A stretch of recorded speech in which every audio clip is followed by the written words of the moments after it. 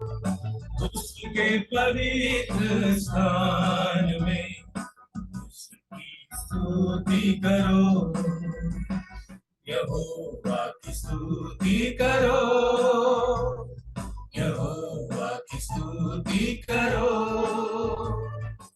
उसके पवित्र स्थान में उसकी स्तुति करो, यहोवा की स्तुति करो।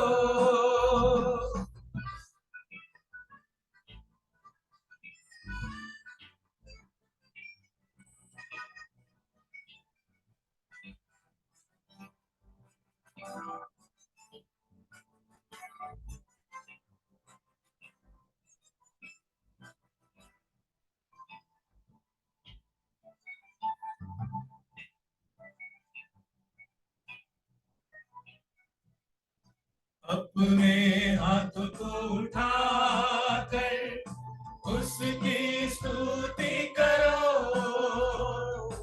अपने हाथ को उठाकर उसकी स्तुति करो। तार तार साजों को बजाकर उसकी स्तुति करो, यहोवा की स्तुति करो, यहोवा की स्तुति करो। उसके पवित्र स्थान में उसकी स्तुति करो, यहोवा की स्तुति करो।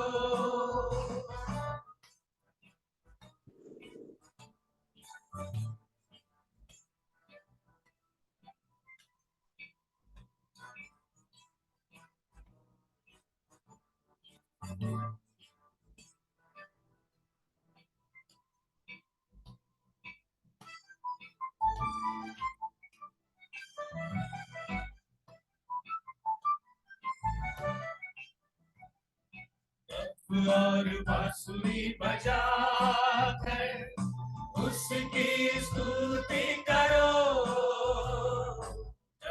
और बांसुरी बजाकर उसकी स्तुति करो। पर्वत बीन बजाकर उसकी स्तुति करो, यहोवा की स्तुति करो, यहोवा की स्तुति करो। उसके पवित्र स्थान में उसकी स्तुति करो, यहोवा की स्तुति करो।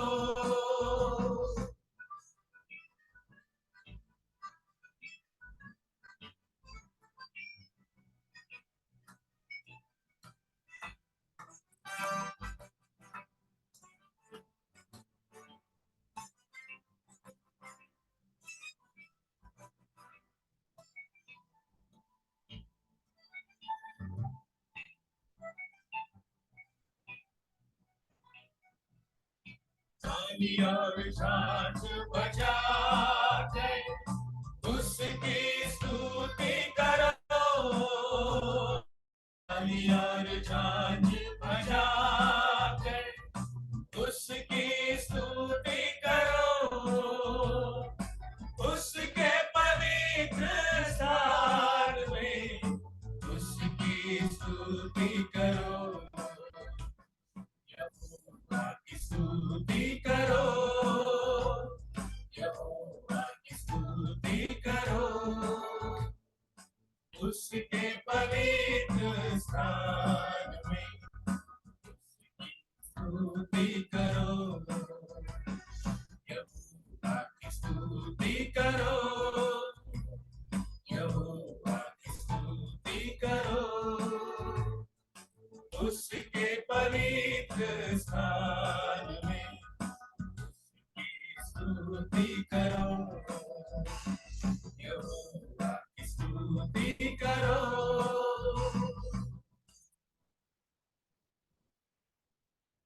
आवाज येतो ना? पहले येतो तिमोथेय चौथा हा येतो अध्याय येस येस आवाज येतो ना? येस येस येतो येतो.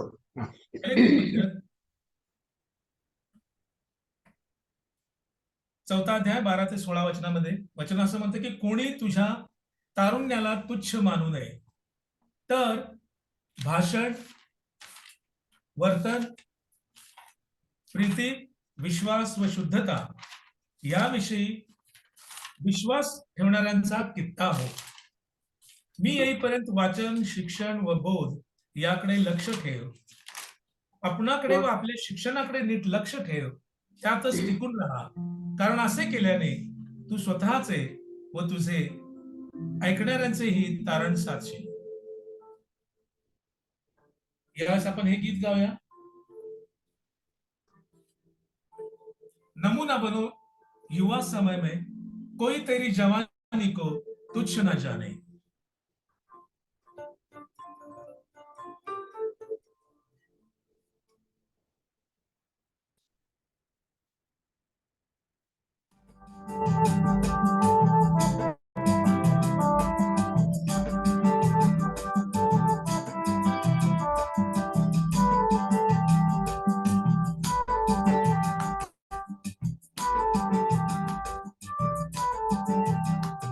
नमूना बनो युवा समय में, कोई तेरी जवानी को तुच्छ न जाने.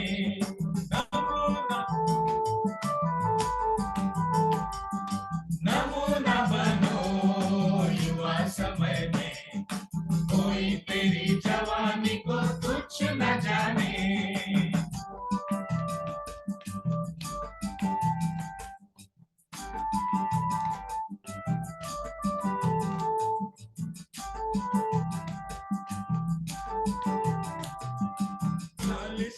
चलन से नमूना बनो युवा समय में.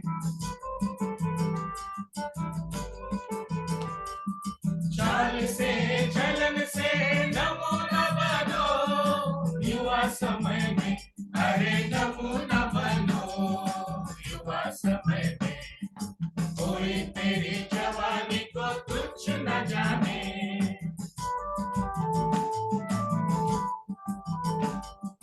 नमूना बनो युवा समय में, कोई तेरी जवानी को तुच्छ न जाने.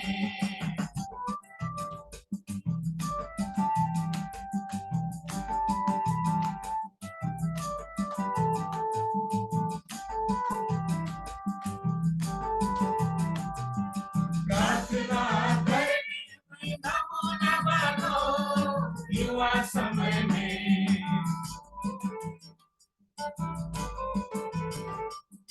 प्रार्थना करने में नमूना बनो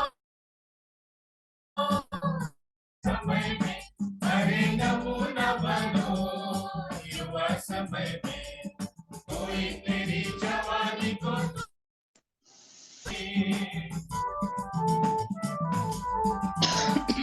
नमूना बनो युवा समय में, कोई तेरी जवानी को तुच्छ न जाने.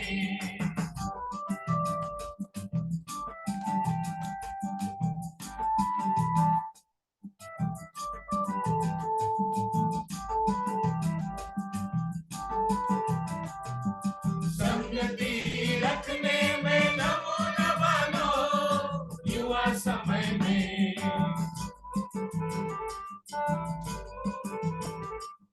संगति रखने में नमूना बनो युवा समय में. अरे नमूना बनो युवा समय में, कोई तेरी जवानी को तुच्छ न जाने.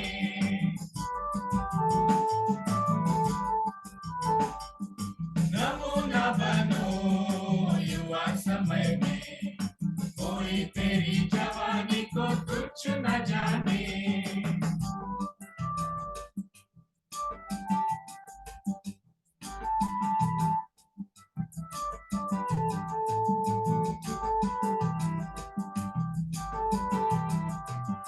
वचन पढ़ने में नमूना बनो युवा समय में.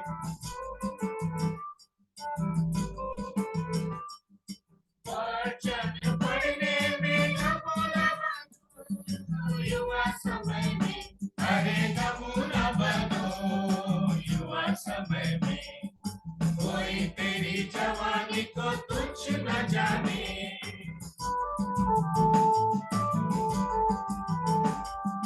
नमूना बनो युवा समय में, कोई तेरी जवानी को तुच्छ न जाने।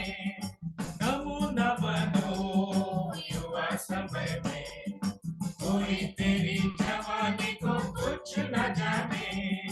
कोई तेरी जवानी को तुच्छ न जाने। कोई तेरी जवानी को तुच्छ न जाने।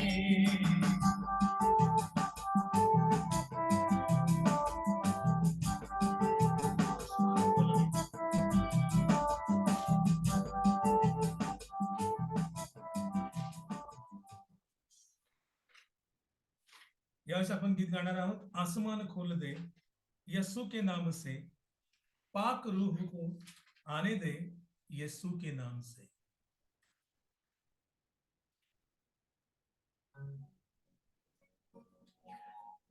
हे सेकंड लास्ट, याच्यानंतर एक गीत गाऊन आपण आराधना थांबूया।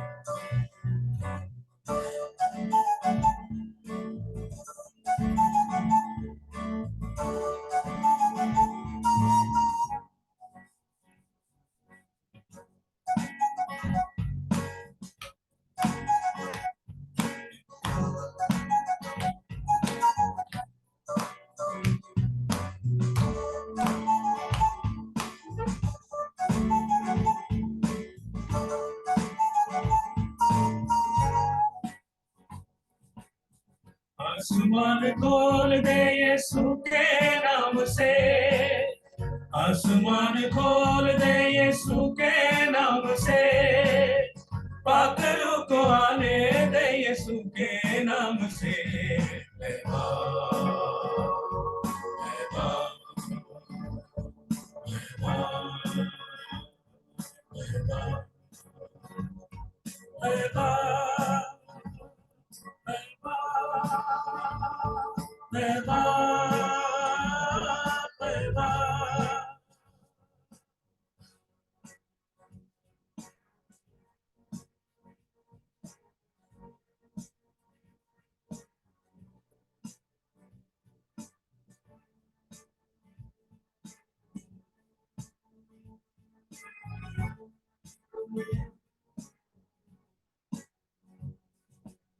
सर को झुकाते हैं, हाथ उठाते हैं, तेरे चाहने वाले तुझको बुलाते हैं।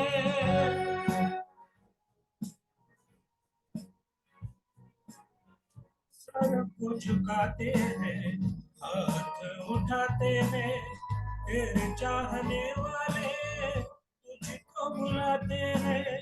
बंद दर खोल दे यीशु के नाम से, बंद दर खोल दे यीशु के नाम से, पाखरू को आने दे यीशु के नाम से।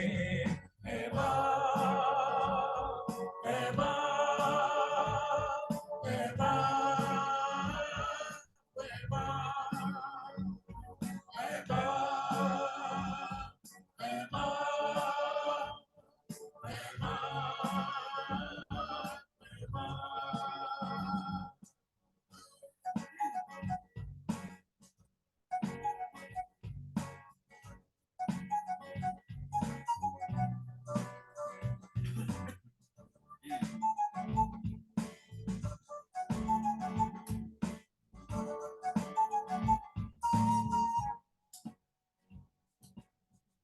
तेरे कहते आते हैं, तुम्हें सुनाते हैं, प्रकृति के फूलों की माला लाते हैं।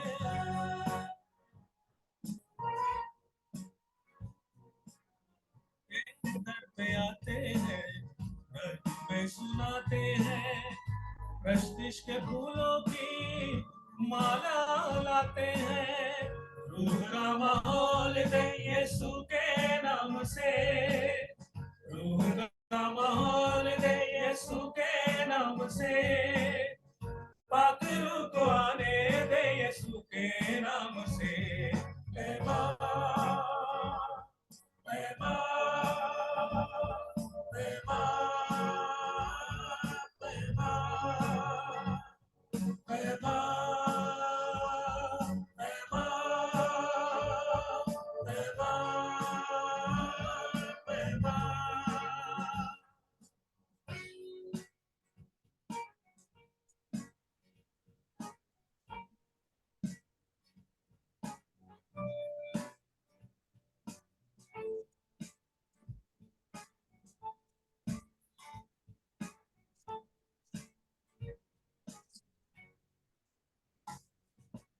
लहू को बहाया है, पाप मिटाया है, कीमत लहू से देके गुनाह से छुड़ाया है।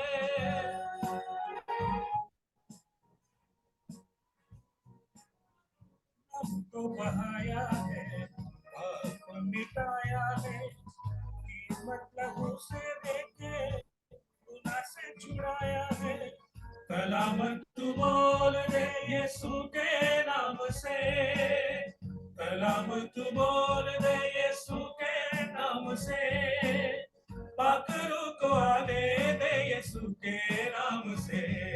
ऐबा ऐबा ऐबा ऐबा ऐबा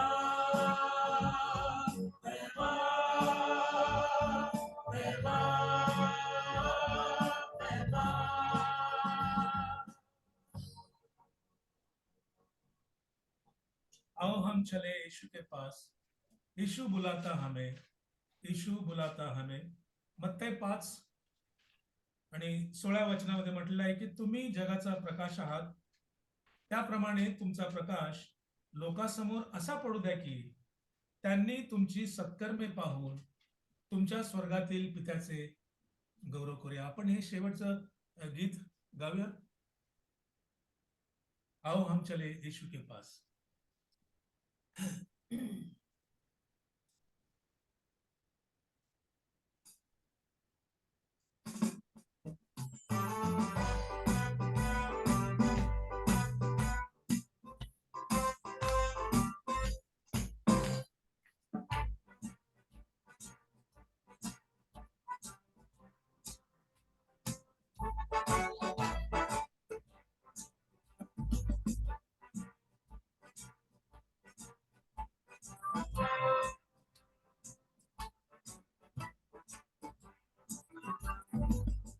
हम चले यीशु के पास, यीशु बुलाता हमें, यीशु बुलाता हमें, यीशु बुलाता हमें।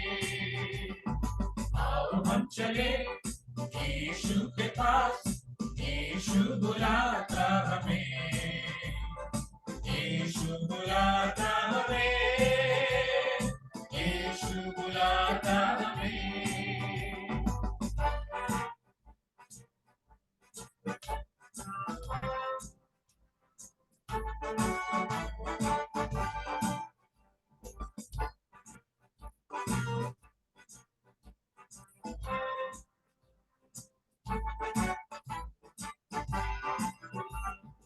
ईश्वर ने हमसे प्रेम किया, लेने हमको जल्द आएगा। ईश्वर ने हमसे प्रेम किया, लेने हमको जल्द आएगा। हम हालेलुया गाए खुशी से, स्वर्ग को हमें ले जाएगा। आओ हम चले यीशु के पास, यीशु बुलाता हमें, यीशु बुलाता हमें, यीशु बुलाता हमें। आओ हम चले यीशु के पास, यीशु बुलाता हमें,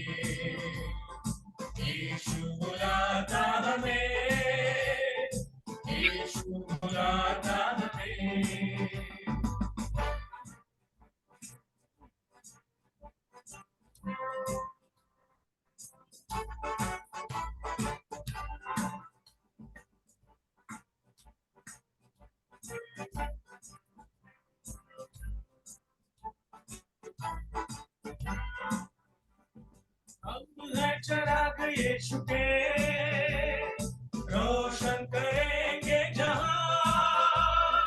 हम है चिराग यीशु के, रोशन करेंगे जहां। वर्ते ऐसा तू है पिता, कर सके प्रकाश हर जगह।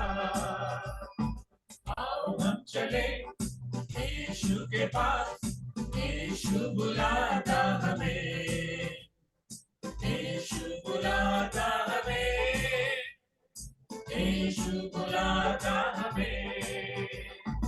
आओ हम चले यीशु के पास, यीशु बुलाता हमें, यीशु बुलाता हमें, यीशु बुलाता हमें।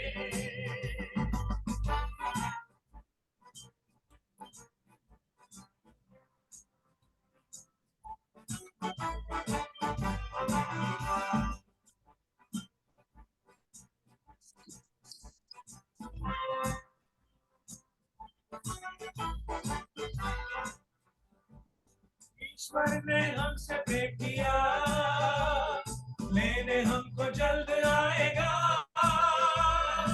ईश्वर ने हमसे भेंट किया, लेने हमको जल्द आएगा।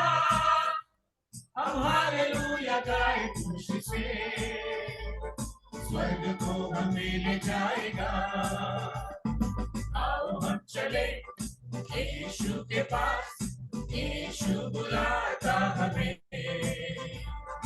यीशु बुलाता हमें, यीशु बुलाता हमें। आओ हम चले यीशु के पास, यीशु बुलाता हमें, यीशु बुलाता हमें, यीशु बुलाता हमें, यीशु बुलाता हमें, यीशु बुलाता हमें।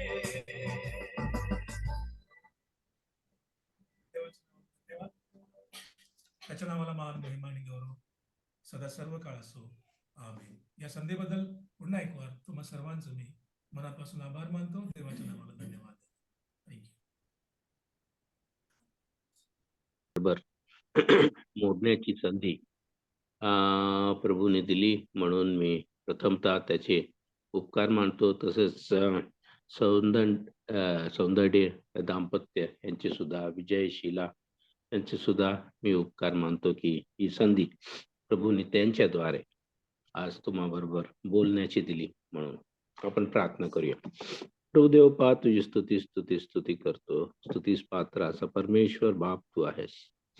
आजच्या ह्या भारतामध्ये संध्याकाळच्या वेळेला, US मध्ये सकाळच्या वेळेला प्रभुदेव पा तू आमच्याबरोबर आहेस आणि आमच्यावर बोलणार आहेस म्हणून तुझी स्तुती करतो. प्रभुदेव पा, आम्हाला ऐकणारे कान, समजणारे मन आणि त्याप्रमाणे करण्याची इच्छाशक्ती तू द्यावीस आणि तुझंच गौरव आमच्या प्रत्येकाच्या जीवनाच्या द्वारे होत राहावं असं दयाने कृपेने होते. हा वेळ तुझ्या हातामध्ये देतो आणि तूच आमच्याबरोबर हितगुज करावंस, तू आमच्याबरोबर बोलावंस अशीच तुझ्याजवळ अपेक्षा करतो. प्रभू येशूच्या नावाने मागतो, म्हणतो ऐक. आमेन. ख्रिस्ती संप्रदायामध्ये वाढत असताना आपल्याला वेगवेगळ्या धार्मिक सवयी लागून जातात. आपण ज्यावेळेस संडे स्कूलला असतो त्यावेळेस आपल्याला पाठांतर, वचनाचं पाठांतर, योहान 3:16 किंवा सर्वात लहान जे वचन आहे ते येशू रडला, ह्या सर्व गोष्टी आपण पाठांतर करतो. ज्यावेळेस आपलं तारण होतं तरुणपणामध्ये, त्यावेळेस आपले शिक्षक लोक आहेत, पाळक साहेब आहेत, ते आपल्याला सांगतात की काही आध्यात्मिक सवयी तुझ्या जीवनामध्ये असू दे. रोज पवित्र शास्त्र वाच, रोज प्रार्थना कर, पवित्र शास्त्र वाचत असताना त्याच्यावर थोडंफार मनन कर. ह्या सवयी आपल्याला लागत असतात. काही सवयी आयुष्यभर आपल्याबरोबर राहतात. उदाहरणार्थ जेवणावर प्रार्थना करायची, जेवायला ज्यावेळेस आपण बसतो त्यावेळेस लगेच आपण प्रार्थना करतो. ह्या सवयी काही आपल्याला लागतात, काही आपल्या बरोबर राहतात, काही राहत नाहीत. अशीच एक सवय आहे आणि ती म्हणजे उपवासाची सवय. उपास किंवा उपवास याची सवय ही एक आध्यात्मिक सवय आहे. It is a spiritual practice आणि ही जशी काय फक्त ख्रिस्ती धर्मात नाही, पण जगाच्या सर्व धर्मांमध्ये आपल्याला बघायला मिळते. फास्टिंगचा जर आपण विचार केला तर त्यात मीनिंग आहे ॲब्स्टेन from all or some kinds of food or drinks, especially as a religious observance. धार्मिक कार्यासाठी जेवणापासून किंवा काही गोष्टी जेवणाच्या त्यांच्यापासून वंचित राहणं ही सवय म्हणजे फास्टिंग आहे. जर आपण अं, अं, आपले मुस्लिम भाऊ बहिणीची आठवण केली तर आपल्याला माहित आहे की रमदान या महिन्यामध्ये 29 दिवस 28 दिवस जेवढा लांब हा महिना आहे त्याच्यामध्ये सकाळपासून सूर्योदयापासून ते सूर्यास्तापर्यंत ते लोक उपास करतात. हिंदू संप्रदायामध्ये सुद्धा आपल्याला माहित आहे की कोणी सोमवारचा अ, उपास ठेवतात, कोणी मंगळवारचा, कोणी बुधवारचा, कोणी शुक्रवारचा, शनिवारचा असं वेगवेगळ्या देवदेवतांसाठी उपास ठेवले जातात. आणि श्रावण महिन्यामध्ये आपल्याला माहित आहे की त्या महिन्यामध्ये जसं काय मटण, मच्छी अशा काही गोष्टी ते खात नाहीत. तर ह्या ज्या सवयी आहेत आणि ख्रिस्ती संप्रदायांमध्ये सुद्धा अशा प्रकारच्या सवयी विशेष करून मेनलाईन चर्चेसमध्ये किंवा कॅथलिक चर्चेसमध्ये आपल्याला बघायला मिळतात. आणि ते म्हणजे रोमन कॅथलिक लोक ॲश वेडनेसडे पासून गुड फ्रायडे ईस्टर पर्यंत जवळजवळ कधी कधी उपास ठेवतात, कधी मटण खात नाहीत, कधी सिगारेट पित नाहीत, कधी दारू पित नाहीत. अशा अशा प्रकारचे वेगवेगळ्या सवयी किंवा वेगवेगळ्या प्रकारे ते उपास करतात. आणि ज्यावेळेस आपण उपास करावा की नाही करावा पुष्कळदा आपण सुद्धा या संभ्रमात असतो. प्रश्न पडतो की करावा का आणि करू नये ह्याच्यासाठी एक पुष्कळदा आपण मार्कृष वर्तमान ह्याचा दुसरा अध्याय याचे 18 ते 22 हे वचन आपण वापरतो. कोणीतरी वाचेल का ते? मार्कृष वर्तमान याचा दुसरा अध्याय आणि 18 ते 20च वाचले तरी चालेल. 18 ते 20. Mark 2:18 to 20. Mark 2:18 to 20. 20. Mark याचा दुसरा अध्याय 18 ते 22. उपासाविषयीचा प्रश्न. योहानाचे शिष्य व परुषी उपास करीत होते तेव्हा लोक येऊन त्यांना म्हणाले, योहानाचे शिष्य व परुषाचे शिष्य उपवास करतात, पण आपले शिष्य उपवास करीत नाहीत. त्याचे कारण काय? येशू त्यांना म्हणाला, वराड्याबरोबर वर आहे तोपर्यंत उपवास करणे त्यांना शक्य आहे काय? तर त्यांच्याबरोबर आहे, वर त्यांच्याबरोबर आहे तोपर्यंत त्यांना उपवास करणे शक्य नाही. तरी असे दिवस येतील की वर त्यांच्यापासून काढून घेतलं जाईल, तेव्हा त्या दिवसात ते उपवास करतील. कोणी कोऱ्या कोऱ्या कापडाचे ठीक आहे. थँक्यू. थँक्यू. तर आपल्याला बघायला मिळतं की ज्यावेळेस प्रभू येशू ख्रिस्ताला प्रश्न विचारला की त्याचे शिष्य का उपवास करत नाहीत, तर त्यांना सांगितलं की वर त्यांच्याबरोबर आहे तर त्यांनी उपवास का करावा. पुष्कळदा आपण सुद्धा आपल्या संप्रदायामध्ये आपण म्हणतो की प्रभू येशू ख्रिस्त आपल्याबरोबर आहे. Emmanuel, God with us. तो आम्हा बरोबर देव आहे. तो हे जग सोडून गेला त्यावेळेस तो म्हणाला की मी तुमच्यासाठी कैवारी पाठवतो. ज्यावेळेस तुम्ही प्रभू येशू ख्रिस्ताला किंवा आपण प्रभू येशू ख्रिस्ताला आपला तारणारा म्हणून स्वीकारतो त्यावेळेस तो आपल्या अंतःकरणामध्ये पवित्र आत्म्याच्या रूपाने येऊन आपणामध्ये वस्ती करतो. अशी गोष्ट असताना आपण उपवास करावा का? शक्यतो करू नये असंच पुष्कळ जण म्हणतात. पण तरीही पवित्र शास्त्रांमध्ये त्याच्याविषयी काय दिलेलं आहे, ह्या 4 उदाहरणं 4 वेगवेगळ्या लोकांकडून आपण बघूया. आपल्या सर्वांना जर पवित्र शास्त्र माहीत आहे, तर आपल्याला माहित आहे की आपला रोल मॉडेल, की आपल्याला जो हिरो आहे, तो म्हणजे प्रभू येशू ख्रिस्त आहे, नाही का? तर त्याच्याकडे आपण बघतो आणि त्याच्याकडे बघत आपली चाल करतो. आणि आपलं जो स्वभाव आहे, आपलं जे चारित्र्य आहे, आपली जी घडण आहे, ते प्रभू येशू ख्रिस्तासारखी व्हायला पाहिजे, की होत जायला पाहिजे. रोज अन् रोज त्याच्यासारखं आपण व्हायला पाहिजे, नाही का? तर प्रभू येशू ख्रिस्ताने काय केलं ते आपण बघूया. तर मत्ती वर्तमान ह्याचा 4था अध्याय आणि पहिले वचनं जर आपण वाचले, कोणीतरी वाचेल का? लूका सुवर्तमानामध्ये सुद्धा आहे, पण आपण मत्तईमधून वाचूया. मत्तई 4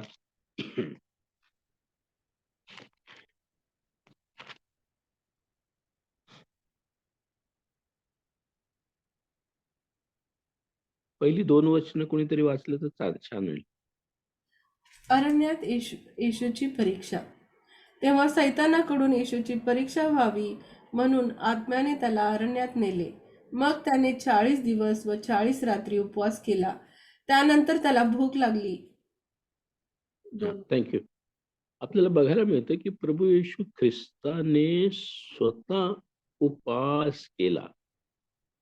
आणि मत्तईच्या 4थ्या अध्यायामध्ये आणि लूक वर्तमान ह्याच्या सुद्धा 4थ्या अध्यायामध्ये प्रभू येशू ख्रिस्ताची ह्या जगातली सेवा सुरू होण्याच्या अगोदर ॲट द बिगिनिंग सुरू होण्याच्या वेळेला एकदम सुरुवातीलाच त्यांनी उपवास केले आणि उपवासानंतर त्यांनी आपली सेवा सुरू केली, असं एका रीतीने आपल्याला म्हणता येईल.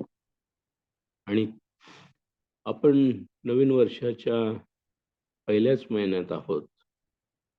त्यावेळेस आपण त्याचा विचार करतो, त्यावेळेस नवीन वर्षामध्ये सुरुवात आपण उपवासाने, प्रार्थनेने केले तर किती छान होऊ शकेल. आता आपले 40 दिवस येणार आहेत. फेब्रुवारी 14 ला ॲश वेडनेसडे आहे. त्याच्यानंतर पुष्कळशा संप्रदायामधले लोक 40 दिवसाचे कदाचित उपवास करतील.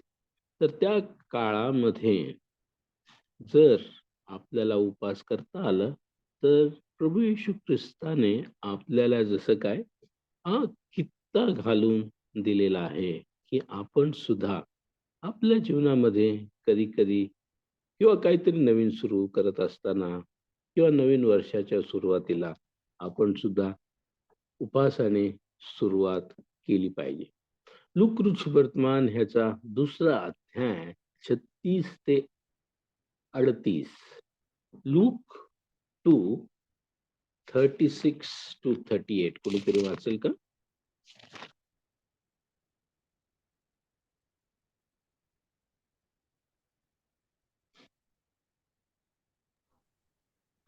लूक वर्तमान 2रा अध्याय 36 ते 38. 38.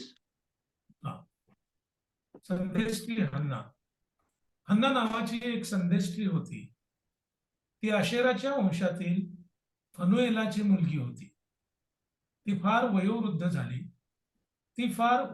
झाली होती व कौमार्य काल संपल्यापासून ती नवऱ्याजवळ 7 वर्ष राहिली होती. आता ती 84 वर्षाची विधवा असून मंदिर सोडून न जाता उपवास व प्रार्थना करून रात्रंदिवस सेवा करत असे. तिने त्याच वेळी जवळ येऊन देवाचे आभार मानले आणि जे यरुशलेमेच्या मुक्ततेची वाट पाहत होते त्या सर्वांस ती त्याच्याविषयी सांगू लागली. वेगवेगळे ट्रान्सलेशन्स आहेत. 84 वर्षाची ती विधवा होती असं म्हटलेलं आहे आणि त्या काळामध्ये ती उपवास आणि प्रार्थना करत होती आणि ती उपवास आणि प्रार्थना करत असल्यामुळे प्रभू येशू ख्रिस्ताने त्याचा जो तारणारा होता हे तिला दाखवलं. एक इंग्लिश ट्रान्सलेशन आहे, न्यू लाईफ व्हर्शन. त्याच्यामध्ये हे जे वचनं आहेत त्यांचं ट्रान्सलेशन मी तुम्हाला वाचून दाखवतो. 37व वचन. Her husband had died and she had lived without husband 84 years. Yet she did not go away from the house of God. She served God day and night, praying and going without food, so she could pray better. या translation मधून आपल्याला एक गोष्ट शिकायला मिळते. जर प्रार्थना चांगली करायची असेल, चांगल्या रीतीने करायची असेल किंवा त्याचे परिणाम जर चांगले व्हायला पाहिजे, तर आपण उपवास करायला पाहिजे. उपवास आणि प्रार्थना हे 2 शब्द संगती आपल्याला बघायला मिळतात, नाही का? Praying and going without food so that she could pray better. आपण चांगल्या रीतीने प्रार्थना करू शकू म्हणून आपण प्रार्थना करावी. प्रभू येशू ख्रिस्ताचं उदाहरण आपण बघितलं, अण्णाभाईचं उदाहरण आपण बघितलं आणि आपण आता 2 शमूएल याचा 12वा अध्यायाकडे जाऊया. 15 वचनाच्या पुढे 22व्या वचनापर्यंत आपण वाचूया. 2 शमूएल, 2 सॅम्युएल चॅप्टर 12 वर्स 15 to 22. कोणीतरी वाचेल का?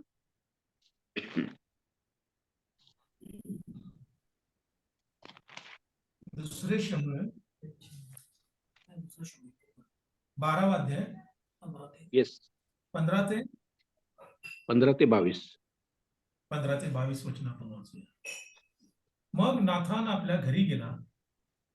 उरियाच्या स्त्रीला जो मुलगा दाविदापासून झाला त्याच्यावर परमेश्वराचा तडाखा येऊन तो फार आजारी पडला. म्हणून दावीद त्या मुलासाठी परमेश्वराची काकळूत करू लागला. त्याने उपवास केला व आत जाऊन रात्रभर जमिनीवर पडून राहिला. त्याच्या घरची म्हातारी माणसे त्याच्याकडे येऊन त्याला जमिनीवरून उठवू लागली. तो उठेना व त्यांच्या बरोबर बसून भोजन करीना. 7व्या दिवशी ते मूल मेले. पण मूल मेले आहे हे दाविदाला सांगायला त्याच्या चाकरांना भय वाटले. ते म्हणाले, मूल जिवंत असताना आम्ही त्याला समजावले पण त्याने ऐकले नाही. तर मूल मरण पावले आहे असे कळवले तर तो स्वतःला अपाय करून घ्यायचा. आपले चाकर आपसात कुजबुजत आहेत हे पाहून आपले मूल मेले आहे असे दाविदाने ताडले. त्याने त्यांना विचारले, मूल मेले? ते म्हणाले, मेले. मग दावीद जमिनीवरून उठला. त्याने स्नान करून त्याला अभ्यंग केला, आपला पोशाख बदलला आणि परमेश्वराच्या मंदिरात जाऊन दंडवत घालून आराधना केली. मग तो आपल्या मंदिरात आला. त्याने सांगितल्यावरून त्याच्या सेवकांनी त्याच्या पुढे अन्न वाढले, ते त्याने सेवन केले. त्याच्या चाकरांनी त्याला विचारले, आपण हे असे काय केले? मूल जिवंत होते तोवर आपण त्याच्यासाठी उपवास व शोक केला, पण ते मरण पावताच आपण उठून भोजन केले. त्याने उत्तर दिले, मूल जिवंत होते तोवर मी उपवास केला व रुदन केले. मला वाटले, न जाणो कदाचित परमेश्वर माझ्यावर कृपा करील व मूल जिवंत राहील. थँक्यू. आपल्याला ही गोष्ट माहित आहे की 2 शमूएल याचा 11वा अध्यायात आपण बघितलं तर त्या ठिकाणी दावीद आणि बेतशेबा यांचा जो संबंध येतो, त्याच्यानंतर नाथान येतो आणि दावीदाला त्यांनी जे पाप केले त्याच्याविषयी माहिती देतो. उरियाच्या पत्नीबरोबर तू जे केले आहेस ते योग्य नाही हे त्याला सांगतो आणि ते सांगत असताना दावीद राजा पश्चाताप करतो. पश्चाताप केल्यानंतर हे मूल ज्यावेळेस जन्माला येते त्यावेळेस मूल आजारी पडते आणि दावीद राजा जवळजवळ 7 दिवस एका खोलीमध्ये पडून लोटांगण घालून काही खात नाही. तो उपवास करतो. त्याचं कारण त्यांनी सांगितलेलं आहे, की 22व्या वचनामध्ये तो स्पष्ट करतो. त्याने उत्तर केले, की मूल जिवंत होते, तोवर मी उपवास केला व रुदन केले. मला वाटले, न जाणो कदाचित परमेश्वर मजवर कृपा करील व मूल जिवंत राहील. परमेश्वराच्या जवळ जाण्याचं आणि विनंती आणि विनवणी करण्याचं एक साधन प्रार्थना आहे. पण प्रार्थनेबरोबर उपवास आणि प्रार्थना ज्यावेळेस आपण करू शकतो, असं उदाहरण आपल्याला दाविदाच्या जीवनाच्या द्वारे बघायला मिळतं. दाविदाने उपवास केले, त्याचं जी अपेक्षा होती ती पूर्ण झाली नाही. पण तरीही त्याने प्रयत्न केला. त्याच्यामधून आपल्याला काय शिकायला मिळतं, की समजा एखादी परिस्थिती आपल्या जीवनामध्ये आहे आणि ती बिकट आहे आणि त्याच्यासाठी आपण परमेश्वराजवळ प्रार्थना करत आहोत आणि अजून तरी काही त्याचं उत्तर आलेलं नाही. तर दाविदासारखं आपण सुद्धा उपवास आणि प्रार्थना करून प्रयत्न करायला पाहिजे. प्रभूच्या चरणाजवळ जायला पाहिजे आणि त्याच्या जवळ जाऊन आपण सुद्धा प्रार्थना केली तर प्रभू कदाचित आपल्या प्रार्थनेचं उत्तर वेगळ्या रीतीने देऊ शकेल. चौथी गोष्ट आपण बघूया. आपण पहिल्यांदा प्रभू येशू ख्रिस्ताचं जीवन बघितलं, नंतर आपण हन्नाच्या जीवनाकडे बघितलं, त्याच्यानंतर आपण दाविदाच्या जीवनाकडे बघितलं आणि एक अजून वचन आपण वाचूया की प्रेषितांची कृत्य याचा 13वा अध्याय याच्याकडे जावं आणि आपण पहिली 2 वचनं त्या ठिकाणी वाचूया. पहिली 3 वचनं. प्रेषितांची कृत्य 13वा अध्याय 1 ते 3.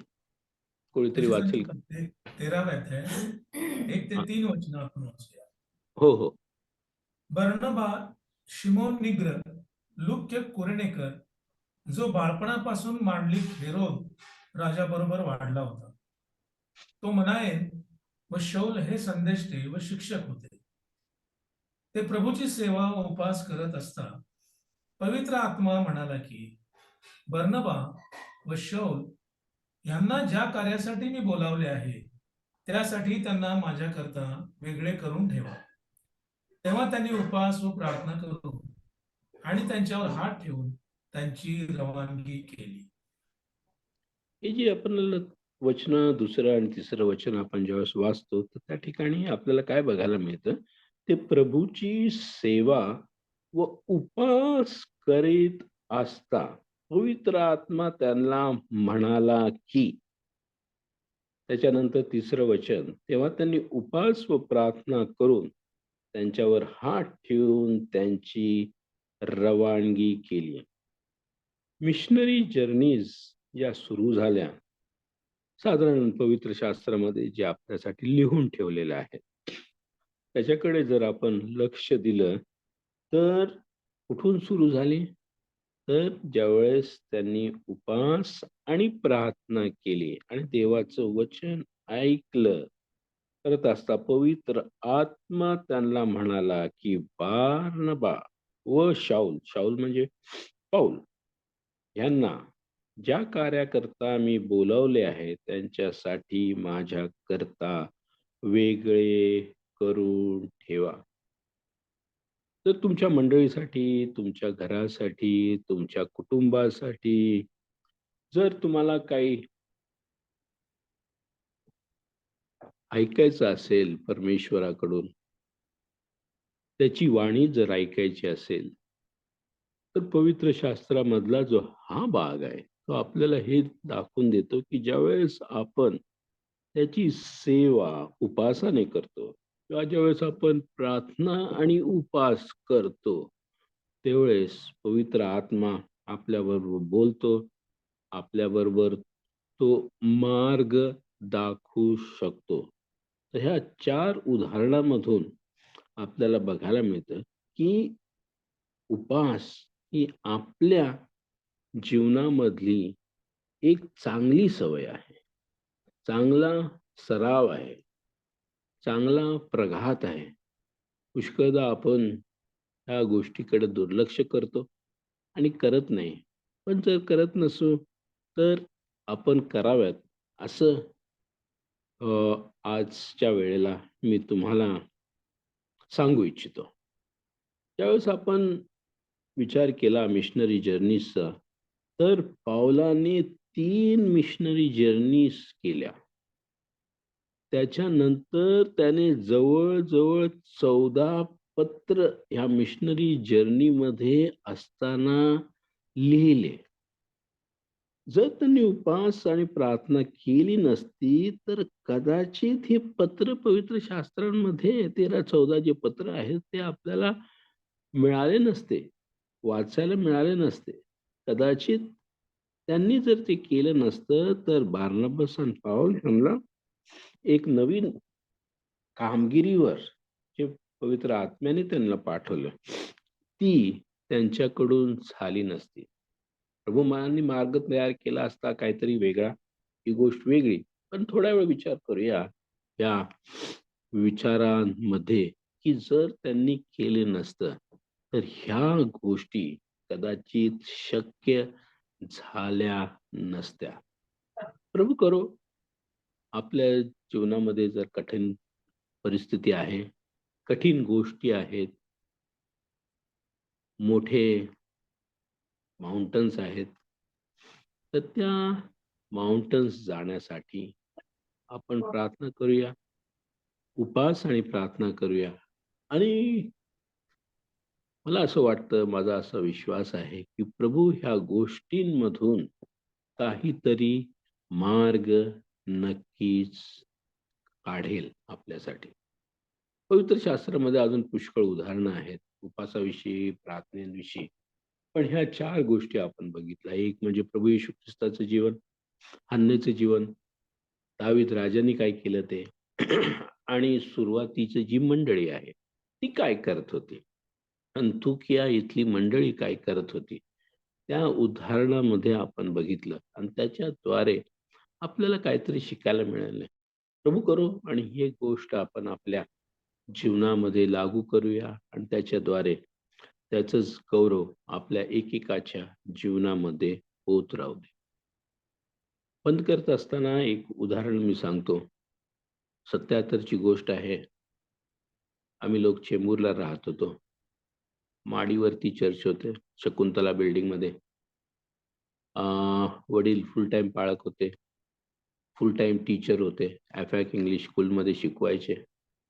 त्याच्यानंतर ते ट्रान्सलेटर आणि एडिटर सुद्धा होते. हेराल्ड ऑफ हिज कमिंग, मारानाथा या मासिकाचं ते ट्रान्सलेशन करायचे आणि प्रिंटरला देऊन प्रूफ चेक करायचे आणि त्याच्यानंतर ते प्रिंट केल्यानंतर ते महाराष्ट्रभर पाठवायचं. हे मारानाथा किंवा Herald of his coming English हिचं मासिक करत. 3 गोष्टी करत असताना त्यांना शेवटी कंटाळा आला आणि ते प्रार्थना करायला लागले, की प्रभू आता मला काहीतरी दुसरी सेवा तू द्यावीस. असे प्रार्थना करत असताना, विचार करत असताना एका दिवशी राठोड साहेब, बायबल सोसायटीचे सेक्रेटरी होते ते, RS राठोड, ते आले. वर ते येऊ शकले नाहीत कारण त्यांना नुकताच आमचं हे चर्च 3ऱ्या माळ्यावर होतं आणि येऊ शकले नाहीत कारण त्यांना नुकताच हार्ट अटॅक आला होता. त्यांना वडिलांना खाली बोलवलं आणि त्यांनी म्हणाले, की बाबा आम्ही महाराष्ट्रभर शोधत आहोत, पण आम्हाला योग्य असा सेक्रेटरी काही सापडत नाहीये. पुष्कळदा आम्ही ॲडव्हर्टाइज दिल्या, पण आम्हाला काही मिळालं नाही. तर तुम्ही अप्लाय कराल का या पोझिशनसाठी सेक्रेटरीच्या? त्यावेळेस ते म्हणाले, "ठीक आहे, मी प्रार्थना करतो." आणि ज्यावेळेस ते प्रार्थना करत असताना त्यांना हे वचन मिळालं. प्रेषितांची कृत्य याचा 13वा अध्याय आणि पहिले वचन. आणि बार्नबास आणि शाऊल यांना वेगळं करण्याबद्दल. माझ्या वडिलांचं बाप्तिस्म्याचं नाव बार्नबास होतं आणि त्यांना नक्की समजलं, की प्रभूने हे दार त्यांच्यासाठी उघडलेलं आहे. त्यांनी शाळेचं रेजिग्नेशन दिलं.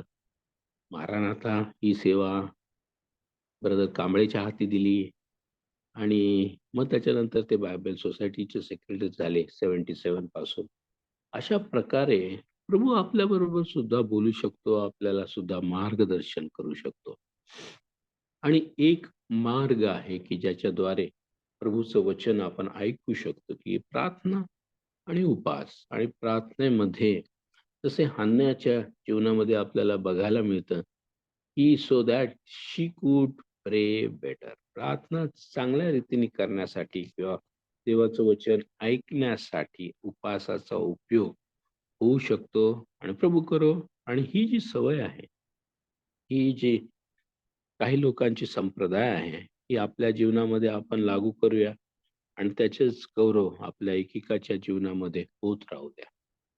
आजच्या वचनाबद्दल आपण प्रभूची स्तुती करूया. प्रभू देवपा, आम्ही तुझी स्तुती करतो, उपकार मानतो. तुझ्या वचनामधून तू आमच्यावर बोललास. प्रभू येशू ख्रिस्ताच्या जीवनामधून, हन्नेच्या जीवनामधून, दाविदाच्या जीवनामधून, तसेच प्रभू देवपा ज्या प्रकारे बार्नबस आणि पौल यांना तू वेगळं केलंस, यांच्या जीवनामधून तू आम्हाला बोललास म्हणून तुझे उपकार मानतो. प्रभू करो. आणि ही जी सवय आहे ती आमच्या जीवनामध्ये आम्ही लागू करावी आणि त्याच्याद्वारे प्रभू देवपा तुझंच गौरव आमच्या एकेकाच्या जीवनामध्ये होत राहा. इथं बसलेल्या या फोन लाईनवर, झूम लाईनवर असलेल्या प्रत्येक व्यक्तीला, विशेष करून प्रत्येक फॅमिलीची आठवण तुझ्या पायाजवळ करतो. प्रभू देवपा, आमच्यावर तुझा आशीर्वाद असावा आणि तुझंच गौरव आमच्या प्रत्येकाच्या जीवनाच्या द्वारे होत राहावं, असं दयनीय कृपेने होऊ दे. येशूच्या नावाने मागतो म्हणतो ऐक. आमेन.